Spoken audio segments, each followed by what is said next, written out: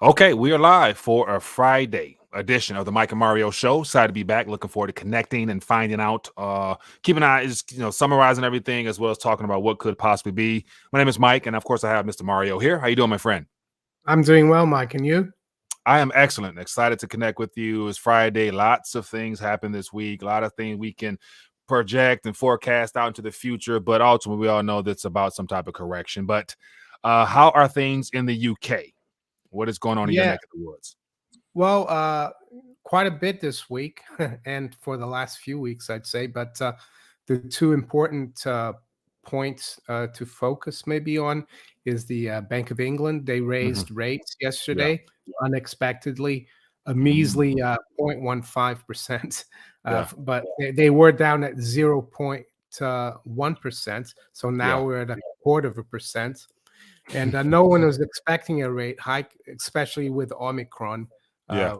They've scared the public into submission here. Unfortunately, people are canceling Christmas parties. They're canceling pub lunches, Christmas lunches. Here in the UK, probably like in the US, people at work, they organize lunches or dinners for Christmas, but that's all been canceled.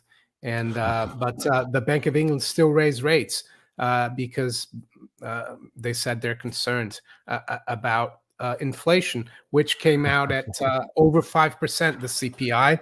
Yeah. The day before they decided, which was yesterday, they decided. Mhm. I personally think it's okay. Give them a little bit of credit. At least they did something. They Yeah. didn't just keep talking like the Fed does, and they actually acted. Yeah. But and it looks like they're planning to maybe do a few more of these, but I don't think they can get back up to even 1%. Mhm. The last time around, uh, the highest rate we had since the '08 crisis, when they started raising rates again after that, the highest was 0.75. Yeah. So um, I think they took the opportunity just to show that they care Yeah. about fighting it, but I don't think they can. Already, business groups are complaining. And the other important thing in the UK is political. We had what's called a by-election here last Mhm. night, and the MP for that constituency. He had Yeah. resigned earlier because of a corruption scandal, which Boris Oh, Johnson had oh, to surprising. backtrack on. So, and he in the by-election, the Conservatives lost that seat, I think, for the first time since 1830. So it was like one of the safest Tory seats, and they Mhm. lost. Mm. So. There is a lot of questions going on about how uh, capable Boris Johnson is Mhm. to remain as prime minister. Yeah. And here in the UK, the system works that his party could actually call for a vote of no confidence on him and install a new leader who'd become prime minister without having a general election. So that's out there. Mm. I think he's trying to detract from that. He did take the blame for this by-election result, and but it doesn't bode well. Yeah. But yeah, that's what's going on, and I think unfortunately the economy here is not uh, going to do well. All right. This is the another nail in the coffin, especially for hospitality and travel and everything else. I think from tonight, um, you won't be able to go to France, for example. The French have blocked people from Mm. because of Omicron. So a lot of the travel agents are going Yeah. to lose out. So that's what's going on here in Yeah. terms of the most important developments, in my opinion. Yeah. And then I also saw something about let me put this on the screen here about the passport situation is beginning to become mainstream news over there because you won't be able to do certain things as far as I guess large sporting events and of course nightclubs. So whether or not the people wanted it or not, they pushed it. And it was supposed to be something that was, I guess, the people were supposed to have a say in it. I think they didn't they have some type of Yeah, they had 30 a day vote or in Parliament. Yeah, yeah. I forgot about that. There was a vote in Parliament a few days ago. And unfortunately, the Labour Party is supposed to be the opposition. They all voted for that, but Overwhelmingly, there yeah. were about 100 Tories or conservatives who voted against it, but it wasn't enough. Yeah. So the worrying thing about this passport is that you might say, "Oh, it's just for nightclubs and sporting events," but that's how it started out in Italy this summer, and then it expanded to the whole economy. Mhm. Yeah. Of course, I'm gutted because I go to the nightclub almost every week. Wow. Mario in the club. All right. But let's jump right into some more stories. And so I thanks for giving us the lay of the land, because it's always good to find out what's happening on your side as well as what's Yeah. happening over here. But let's jump into. I'm curious to get your thoughts. I want to just touch on this real quick. Overall global consensus is that central banks have decided that now is the time to begin raising rates. And so as of now, I got the little list of all the central banks, and it looks like I think 12 within the last 3 months have all decided to raise rates, from Russia to Czech to South Africa, New Zealand, Bank of Korea, Poland, Yeah. you name it. And of course, Britain as of yesterday, and a couple others from yesterday, but Turkey decided to drop theirs still. So they're going counter to what the rest of the world is doing. Very interesting. Yeah, But Turkey yeah, had raised rates earlier this year, though. I just have yeah. to say that. Yeah. And then speaking of which, I saw somebody in a comment mention Turkey, and it looks like they've stopped all trading as the currency situation continues to pick up. So lots of events are happening, but it looks like all this current tapering talk, as well as interest rate hike, is leading us towards something. And I think my suspicion is that they're going to try to push this narrative that the recovery was going fine, growth was happening, and of course GDP and all the things we're going to touch on eventually was looking phenomenal. But then again, either Omicron or some type of external event, i.e., I think it's going to be some type of cyber event, because all the pieces of the puzzle are right there. But and then you factor in, I think it is Morgan Stanley rather, warns that the Fed's turbo taper will trigger market chaos over the next 3 to 4 months. Will we even get through spring with all this narrative of tapering and dialing back, liquidity at the time where things are tight? What do you think? The tapering that was doubled in this meeting, FOMC, they instead of doing 15, they're going to do 30 billion.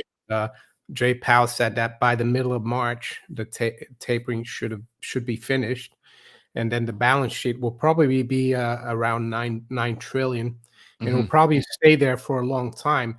They won't unwind that balance sheet for years, I think.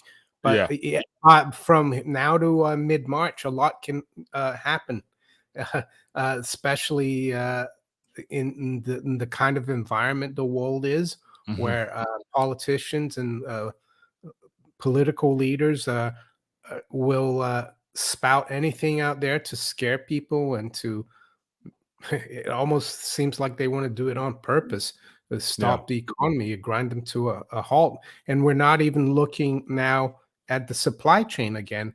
All this is disrupting the supply chain, because you're going to get a lot of people, especially here, calling in and saying, "Oh, I can't come to work because I tested positive." They're really pushing these tests. And you were telling me about the tests. Maybe you can elaborate on that and how that's what's happening in the States in terms of that too. Yeah. So let me see. I might have shared something on Twitter where somebody, I'm not sure who it was, but it's being recirculated a lot. But the person who put it out there was mentioning how the testing threshold for the PCR test has been elevated back up to 40, whatever. I'm not even sure whatever type of measurement they I think have it was for it. around 45, wasn't it? Cycles or something. Yeah, so it's been elevated up, and the person was questioning, like, why right now? And so, of course, that leads into the fact that because of this new variant, people didn't buy into it initially. It wasn't enough initial response of fear the way they needed. So now everything is testing positive. And I was saying here in the U.S., I haven't really been paying much attention to the actual news about it, but in the sports world, where I do pay attention to, a lot of the NFL teams are missing a lot of their rosters, and a lot of NBA teams are missing a lot of their players because all of a sudden now everybody's positive, it seems. And so that definitely helps with the fear of this is something serious. We need to jump on top of this, stay ahead of this. And it puts them in a position to control the narrative as well as push their agenda. And in the EU, as we're talking about with the passport situation, that's really becoming very prominent in each country. Over here, it's state by state, and a lot of states have already said it's not going to happen. But my suspicion is that they can't get to that next phase of this monetary heist unless those passports are out there even more, so that it can be the denominator between the people's financial matters as well as their ability to control this narrative, because they're going to need a way to get funds to people's hands. And I think that digital ID and passport situation plays a key role in that. But yeah, more fear because it sells, and of course profits. Yeah. You know, the people who invested in this making a lot of funds in this. But yeah, In people terms did of PCR. sports, I mean, I follow golf. I haven't heard much about people testing positive in golf, and right now the golf season is pretty much ended. Yeah. It's like in a hiatus. But I've noticed that in tennis, though, you've got the Australian Open in January, which is the first Grand Slam event of 2022, and is it Novak Novak Djokovic? He's like one of Yeah, the best players in the number world. one or two. Yeah, he said he's not going Yeah, to he's participate. won many. He's going for a record Australian Open title, but I don't think he's going to go because he hasn't taken the thing. Yeah. And I saw a headline the other day that there's some other players that are not going to be eligible to go to Australia because they're so strict. And I think that's a good thing for that. There are some athletes out there who are standing up, and I think it's up to the individual to decide whether they want this medical, treatment procedure. But and I don't think it should be forced on anyone. And it's unfortunate that Australia is doing that. Well, it's going to be their loss. I don't think he's going to be playing the Australian Open. Yeah. So speaking of which, here's a thought. So feel free to chime in. We want to make sure we include you guys. So ask a question, share a thought. We'll definitely try to jump on it because we're trying to put together the pieces of the puzzle to try to make sense of things and basically keep everybody on their toes. But here's one from Timo. It says, in my opinion, central banks are not ready for a market crash. I do not think a market crash will happen anytime soon. The stock market will probably go up even more. So anything is possible. That's definitely a likelihood. They want the markets to go up, forever, probably. But I don't think that's definitely not possible, given the fact that there's too many dominoes that are collapsing right now. Evergrande, I mean, you name it, it can't go up forever. So there has to be a day of reckoning. It's just a matter of when. But then again, do you want to gamble and do you want to be on that train heading up, or definitely when it comes crashing down? Well, yeah, so I've heard some people say that you could get another 5-10% up in the stock market. Yeah. But we are near levels that are unprecedented, even compared to the metrics of the dot-com bubble in 1929. And also we have a lot of margin debt, almost $1 trillion in margin debt, which is huge.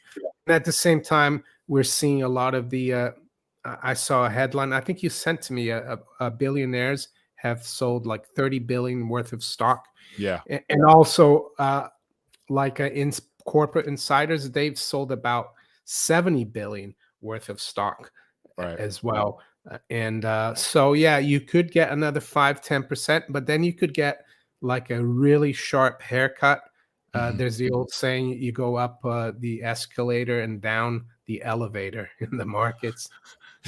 Yeah, and it won't be comfortable. It will not be comfortable whatsoever, because a lot of people's lives are dependent upon being able to get returns from the equity markets for their retirement, and that's where things will not be able. That was just not something that can last forever, man. But, oh yeah, I think that's the only things that's keeping the pension funds and the retirement funds going are the capital gains, because they're not getting much income from the bond market, which is supposed to, historically, I think a lot of the pension funds promise like 8% income a year.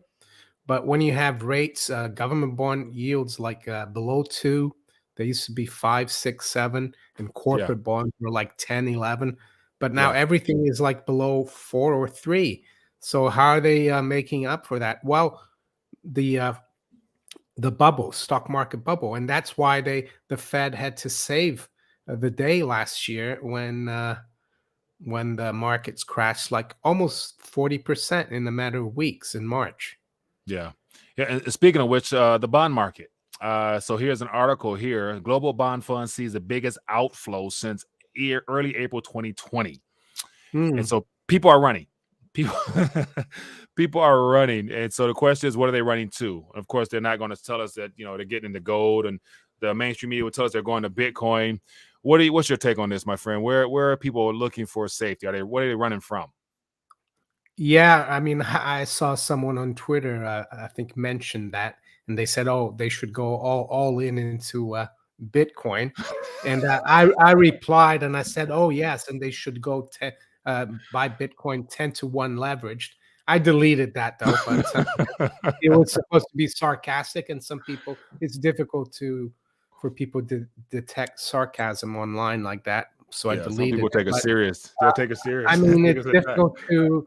it's difficult to say where people are going.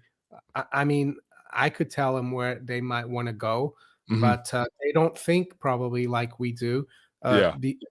If you look at some relative analysis charts, like from Tavi Costa, you probably heard of Tavi Costa. Yeah. He shows that hard assets, tangible assets, are still the most undervalued in the last 50 years versus bonds and stocks. So I Yeah. would probably try to go a little bit into hard assets, into miners as well. Mhm. I interviewed a guy from BMG Group the other day, Nick Barishev. I don't agree with what he said. He said that you only go into miners after the main stock market crashes. Yeah. But I'm not too sure about that because today, for example, we've got the Dow down 450 points, Mhm. but my miners are doing really well today. So I think it's not very. I'm not like saying I guarantee that the miners are going to do well, but I think they could, especially if gold and silver and all hard assets remain elevated. Yeah. And speaking of Tavi, here is a little graph that he's showing us, Oh, and he yeah, compares that's the the one. So that's commodities what to I've equity been showing ratio. to the, yeah, and So this I is think yeah. you could also put this against bonds as well. It would look similar Yeah. because we've got a bond bubble. Yeah. And so just this visual right here tells you how low, the commodity space is compared to the overvaluations of the equity ratio. So there must be a day of reckoning. It must be. There must Oh, be in yeah. the future. So it's just a matter of timing. But yet, once again, I don't play with time just because it'll never be on your side. So definitely get your weight up. You know what to do. Most people here are awake and aware, but it's just the rest of the world who has no clue. So it looks like we got some questions. Let's jump on a couple of questions here. Ralph said, check out LBP. Let me see here. Okay, it Low says, blood yep, pressure. it says, who is buying all these insider dumps is the question. I got my suspicions, but what would you say, Mario? I'm not sure if the Fed's buying it. It could be, Hmm. but I think it's the unfortunately the retail investors. Yeah, you think so? A lot of times, they're the ones who get in at the top. Yeah. Yeah. I would say it's probably those institutions that by law have to buy certain things just because that's a part of their, strategies that's, given to them by the government. Or worst case scenario, go Rob Kirby style, talk, the plunge protection team because all Yeah, those yeah, unknown trillions out there. yeah, but I think the plunge protection team, they go into the market to try to change the sentiments. Hmm. I'm not sure if they hold these assets long term. Hmm. But as for the pension funds that are obligated to have like a 60-40 stock to bond Right. ratio, yeah, Yeah. they could be buying because they have to. But Yeah. who do they hold those funds for? Well, it's for the retail, for people who have their money into the pensions, 401ks. So I don't know if everyone in the U.S. manages their pension funds. They're probably not the defined benefit Hmm. or company Yeah. pension funds. That's probably uh, run by the pension fund managers, and a lot of times these fund managers, they don't care uh, about uh, the real return of those Mhm. funds. They only care that they beat the other fund manager. You see, Right. so if the stock market drops 30%, and most pension fund managers lose 30%, but you, let's say, Mike, pension fund manager, lose Mhm. 25%, you're going to be considered a star because you didn't lose as much, Yeah. but you're still losing 25. So I think that's probably why there's still people buying it. Yeah. And maybe, yeah, but that's probably why the markets seem a bit toppish now. I noticed after the FOMC meeting, markets rallied strongly. Mhm. But yesterday and today, they're having a bit of trouble, especially, well, yesterday was the NASDAQ. NASDAQ dropped a lot yesterday. Today, Mhm. the Dow is dropping 440 points here, or 1.2%. Yeah, so something is troubling those markets a little bit, and so on our side here, okay, I can't help but not talk about the. It looks like the debt ceiling situation has been kicked down the can, so we're going to 31 trillion. Debt clock will keep turning over, and this will Yeah. last supposedly until November or after the midterms next year, and then we're back at it again. But 2 trillion here, and then looks like the Build Back Better plan was supposed to be signed around Christmas, like so sometime this week, next week. But it looks like they're jawboning that as well, saying it may not pass. But we got 2 trillion here, possible 2 trillion next year. This is all heading into 2022. What could go wrong? What could go wrong with all this debt? Yeah, and you showed that chart earlier about all the countries that have raised rates this Yeah, year, yeah, but they're mostly emerging market countries, and they don't have as much debt as the U.S. has. right. So those countries can afford to raise rates. Hmm. And I would say Great Britain, Bank of England can't afford to raise rates that much Yeah, because we have a lot of debt here too. yeah. Maybe we're not creating as much and spending as much as the U.S. Hmm. But the U.S. Congress and the presidents, the executive, they seem to think uh, they can keep doing this with no consequence. Right. And I think that's another reason why I think Morgan Stanley could be right, because they don't see the Fed really being able to raise rates Hmm. in 2022. While Goldman Sachs on the other side, they see 7 rate hikes next Hmm. year. I Right. mean, So the too big to fail banking, good guy, bad guy narrative that they all know that something's coming down. So we will see, but it's very interesting. So man, this is going to be a heck of a 2022. I think this might be the year where we really see some true fireworks. But on another front, outside of what the U.S. is talking about doing, it looks like China and Russia are at it again. So they want to do a new independent financial infrastructure setup, and so it's very interesting how that took place on the same day that the Fed decided to talk about their tapering and stuff like that. But this went under the radar for the most part. But it's a part of the game plan. What are your thoughts on this, man? yeah, I spoke about that yesterday in my video, and I think it's very significant news. Russia actually announced that they've decided to build their own financial system. So, Hmm. my video yesterday, I entitled it "Russia and China Declare Independence from the Dollar." Does that Mm, mean they will never have to use the dollar again? Probably not if they trade amongst themselves. right, But of course, if they trade with some other countries that they don't have an agreement with, they might have to still use the dollar. But I think it's significant, and I think Brazil is going to get involved because Putin invited the Brazilian president to meet in Moscow. yeah, In it's either going to be January or February, and I saw that Brazil as well is going to kick out the IMF from Brazil. They have mm, an office in Brazil, the IMF, and they're going to yeah, be gone by June next year.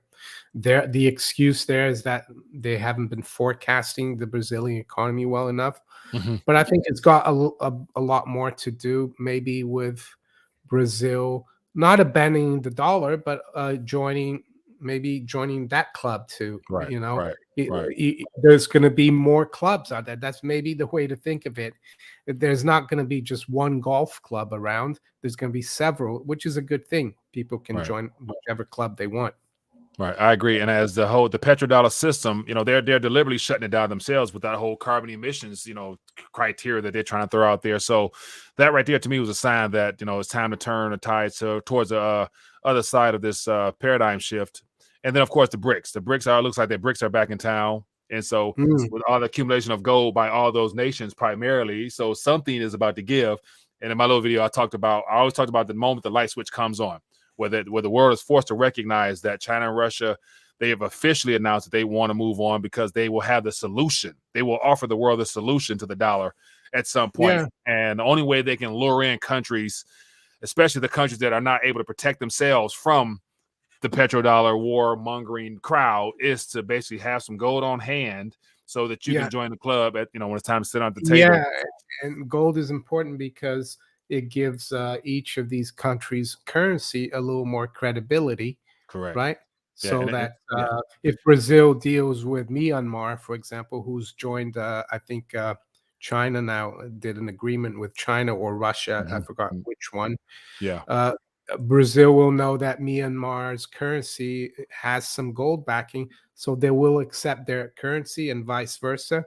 Yeah. Uh, and the thing is, I think even the head of the biggest oil company in Russia, Rosneft, he said Mhm. that the dollar is losing a lot of its credibility because Right. they're creating so many dollar claims through QE as well.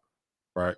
Right. And so the dollar or the Federal Reserve note in the system Yeah, itself is the tool that they're using. They're using that tool to execute their last hoorah before they themselves look to, that's a part of the whole great reset agenda. And so with the World Economic Forum doing what they're doing, like they have put themselves in charge of executing this world shift towards, the digital version of everything. So I'm looking at more and more countries now are ready to roll out their pilots.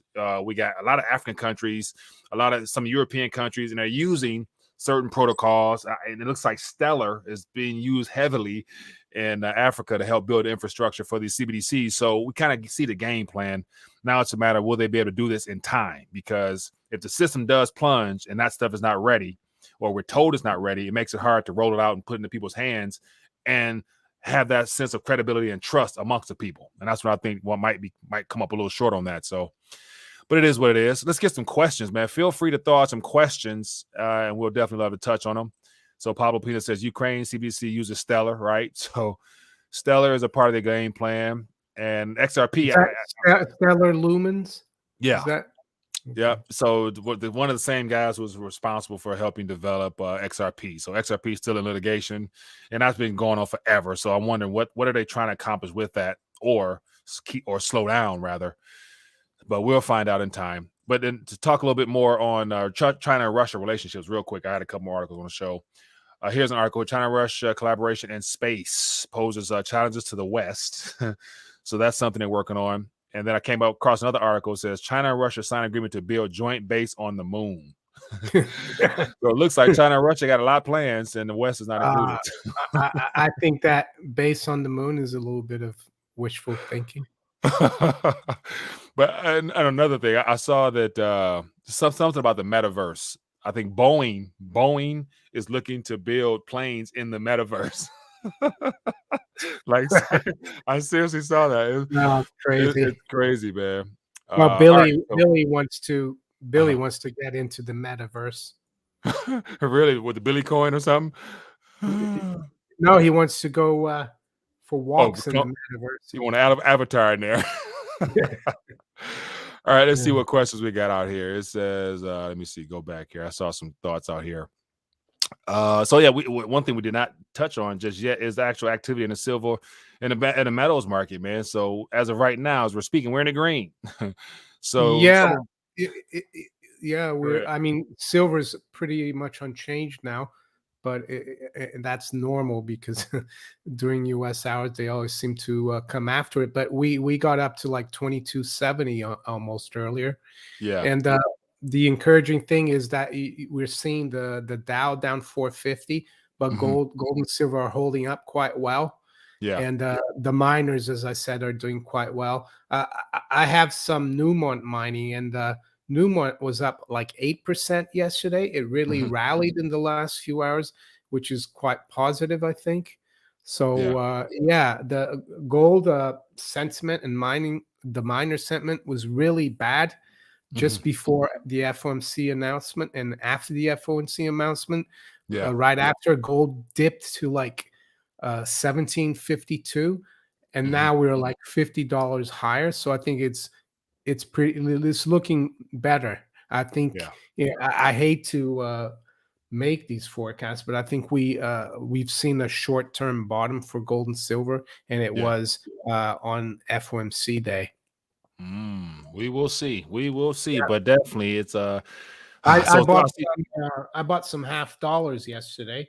Yeah. Some yeah, 64 Kennedy half dollars. Okay. Just a Okay. few. I went to the local coin dealer. There's not many coin dealers in the UK.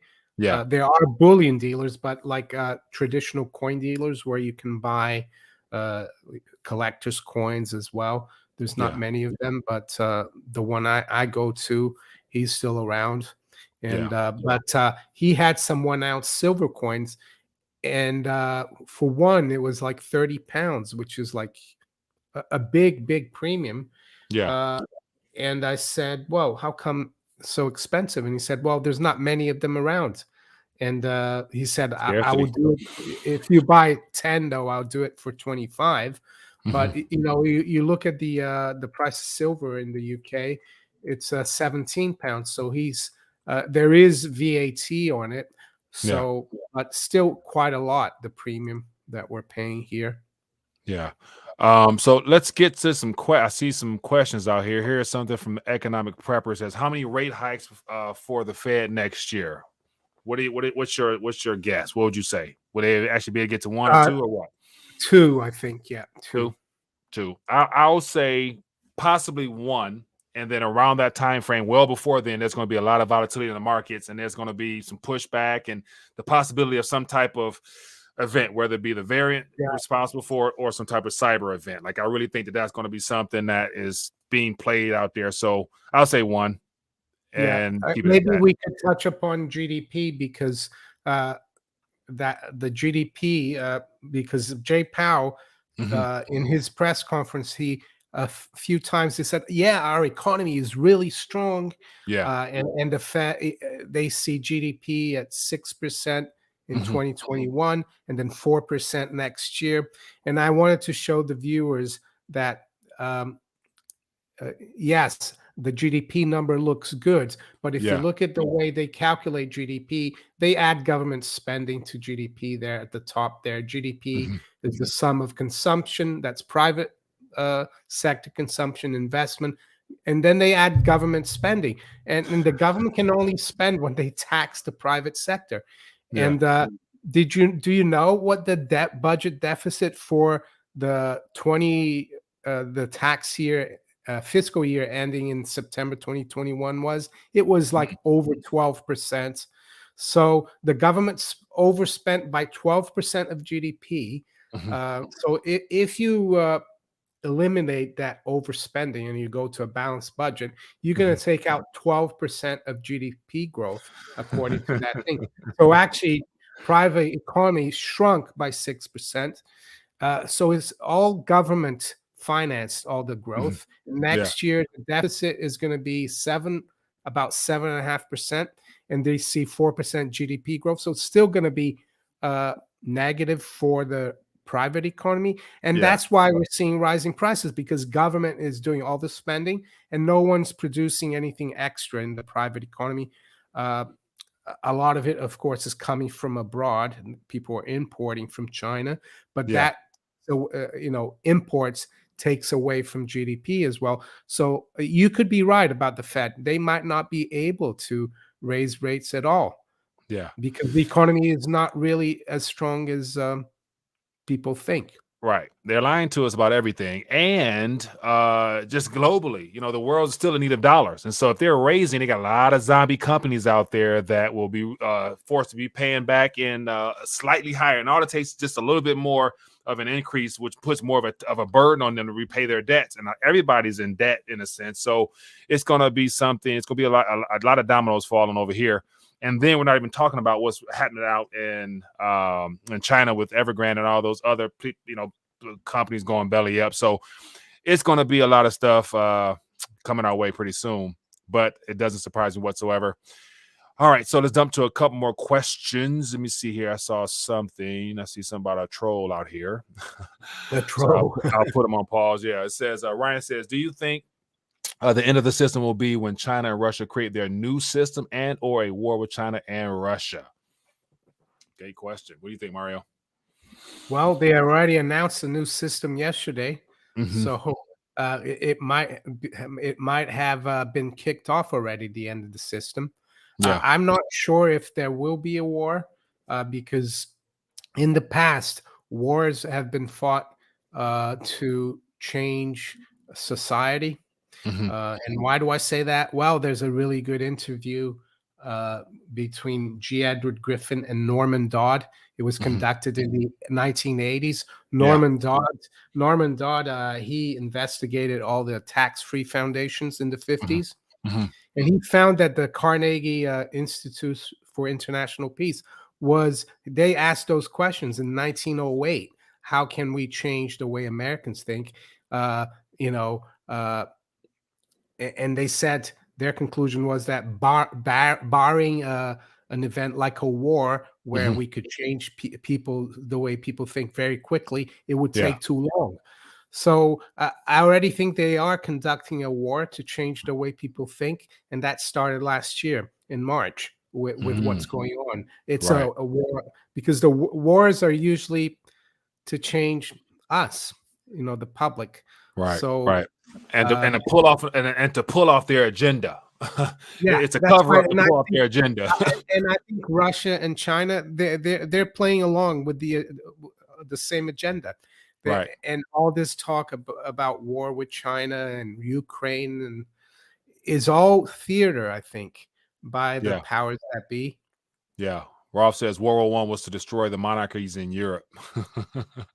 Yeah, partly, and also to take Europe of sound money, and also it was to create the Federal Reserve as well, because the Federal Reserve helped finance that war as Mhm. well. Yeah.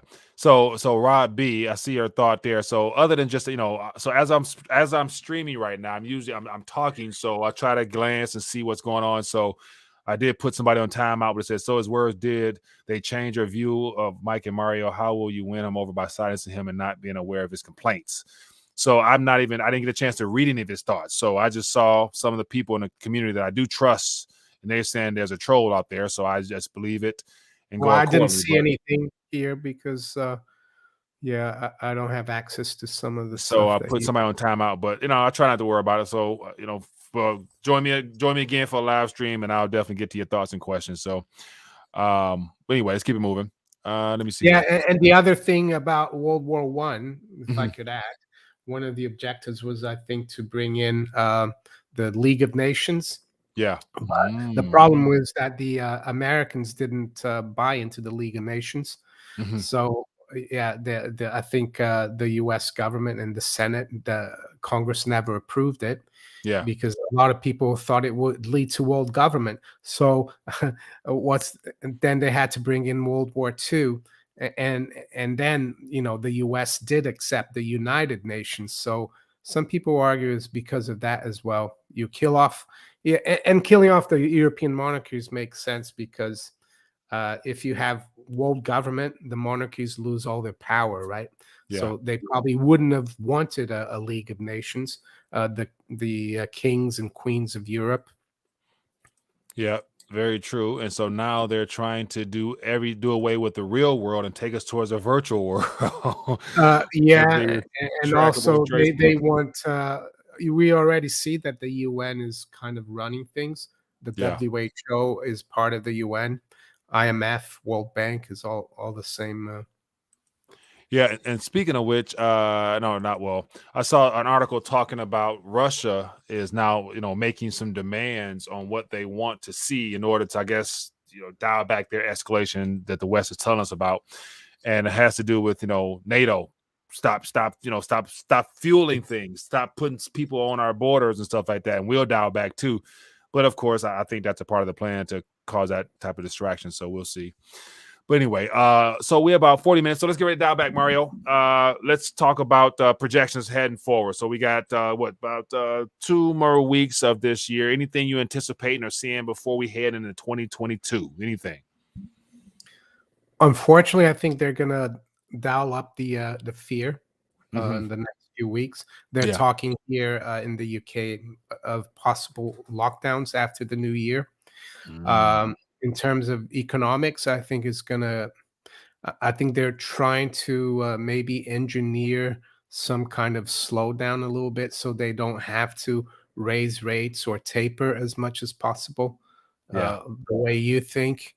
And no, apart from that, personally, I just trying to try to stay clear headed and not be scared by our leaders, because they've scared a lot of people here in the UK the last Yeah. couple of weeks. I told you before we came online that I went into town today. I walked into town, and it's completely different now. A couple of weeks ago, you didn't see too many people wearing coverings. Now it's almost everyone, and you can sense kind of the fear out there. Yeah. So heading into the rest of this new year, man, enjoy this Christmas season, Yeah, with family and friends. So of course, Fauci's here talking about you might want to make sure you question everybody before they come into your house, make sure they participated, and if not, and yeah, it's fear, as you just mentioned. Enjoy the yeah, Christmas season, man. We know the time or the time we were given for this and what the season is all about, supposedly. But other than that, enjoy it, man. Enjoy this year. We're able to get through it for those that are still here, and get ready for an exciting 2022 and be on the right side of history. And of course, we know that the banking situation is what they're trying to cover up. So I did a little video talking about how cash is a threat. Cash squeeze is underway now. So you might want to have a little something extra outside in case things happen to get cut off. And of course, continue to stack while prices is the cheapest that they've ever been in human history in relation to everything else that they're trying to prop up. So I think you will be rewarded with your patience. So don't give up the good fight. Continue to get your weight up. Stay prayed up is my motto. good. Sounds good. All right. Well, everybody be blessed, be safe, and enjoy your weekend. And of course, hit the thumbs up button, Manico64 on YouTube, Rethinking a Dollar, wherever we're at. Be blessed. See you guys later. Peace. Peace.